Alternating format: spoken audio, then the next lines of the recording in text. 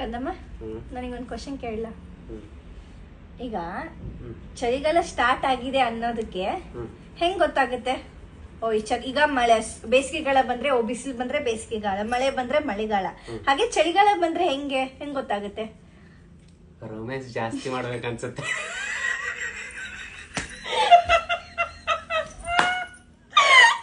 ಅವಾಗ ಗೊತ್ತಾಗತ್ತೆ.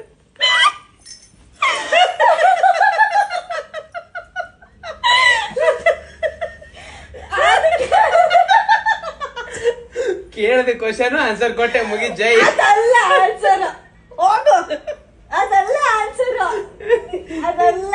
ಏನು ಗೊತ್ತಿಲ್ಲಪ್ಪ. ನಾನೆಲ್ಲ ಕೊಬ್ಬರಿ ಎಣ್ಣೆ ಸಲ ಹಿಂಗ್ ಹೋಗುತ್ತೆ, ಬರುತ್ತೆ, ಗಟ್ಟಿ ಆಗುತ್ತೆ, ಗಟ್ಟಿ ಕಲ್ಲು. ಅದ್ ಬರ್ಲಿಲ್ಲ ಅಂದ್ರೆ ಚಳಿಗಾಲ ಅಂತ.